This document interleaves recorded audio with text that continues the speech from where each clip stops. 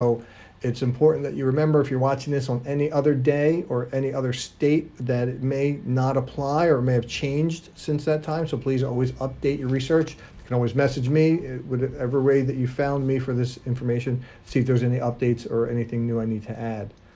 Today's video is my weekly how-to series where I try to take a topic and I give you a little bit more information than I tend to on my daily videos. My daily videos are just a quick snippet to get you by on certain issues. But here I'd like to go a little deeper into something and give you some more information to help you along. The topic today is how to force compliance with court orders. And I'm not talking about your routine run-of-the-mill court order.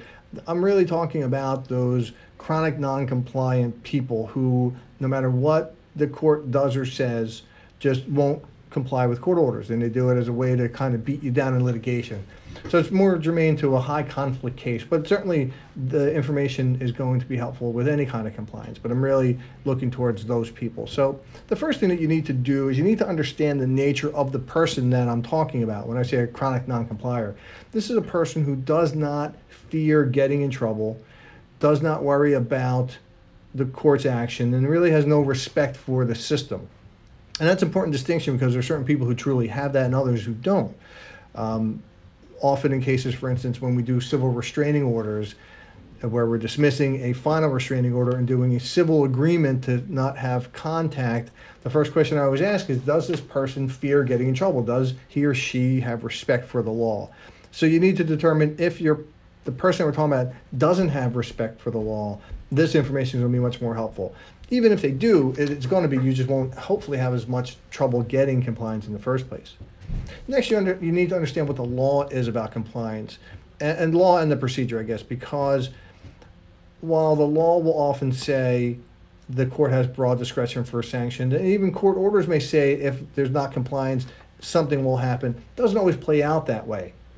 And the problem with that is a lot of times the family law judges, they don't put teeth into their orders. You know, they won't say something like, if it's not complied in 30 days, then a bench warrant will issue. Or if it's not complied in 40 days, a license suspension will issue. They always say you can come back. They rarely make anything an automatic trigger. So that leaves the burden on you, the person who got the order in his or her favor, to now have to go back and do it another time. And that's why it's important to understand that that's what you're entering into. So once you decide if you're dealing with this kind of person, be aware of the fact that the court's not going to put teeth into most of its orders. And the part of the reason is, for instance, one of the things you'll often be asking for, and I probably will touch on it, is you'll be asking for arrest. But the mentality of judges is that if they put somebody in jail, then they're not going to get any compliance, especially when it comes to support obligations like child support and alimony. I don't think that's the case. I think if you tell somebody they're about to go to prison, they'll start making their payments. But most judges feel the other way, so they tend to ignore non-compliance with a lot of obligations for that very reason, which is ironic because that's, I think, what breeds the non-compliance.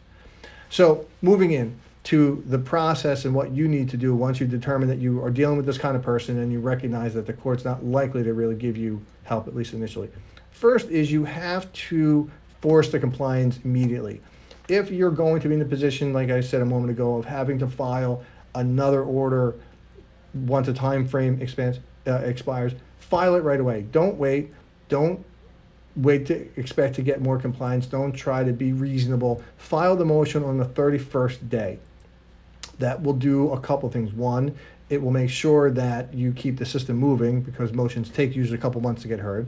Two, it sends a message to both the court and to the other party that you're not going to sit around and leave them to comply whenever they're good and ready. You need to be relentless when you do this. So each time you need to calculate when the next motion would be appropriate and start preparing that motion almost the time you walk out of court so that you're ready on that day. If for some magical reason you get compliance where you didn't expect it, not much time or money is going to be lost, but much will be gained if you're preparing it in advance. So as soon as you walk out with your order, start preparing your notes and your outline and getting the evidence that you need for the compliance for the follow-up motion. And budget your time, budget your resources, I should say, time and money. If you're doing this on your own, you certainly need to budget your time so that you can not only get the motion done and filed in time, but that you're going to be able to get off work and you have enough time and days to do that when the motion is going to be heard. if you have a lawyer, if you're going to be following the comply every month or every 30 days, you need to make sure that you're going to have the funding for it, because you need to anticipate there's going to be several of them.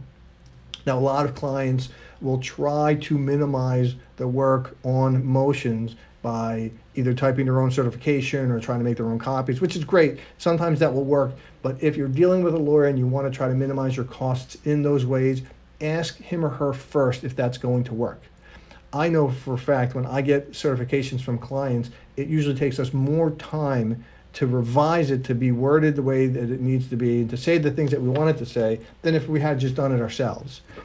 Photocopies, same thing. Clients will often want to make photocopies, but it takes it out of our control, and we have a time issue often with filing. So these ideas are helpful, but you need to check first to see if they're going to actually be useful. Next, once you know that you're going to file and you're prepared to file because you know the person you're filing against, you want to talk about the type of relief that you want to ask for. And first, you always want to ask for arrest for noncompliance. The courts have the authority to do so. The court rules suggest it.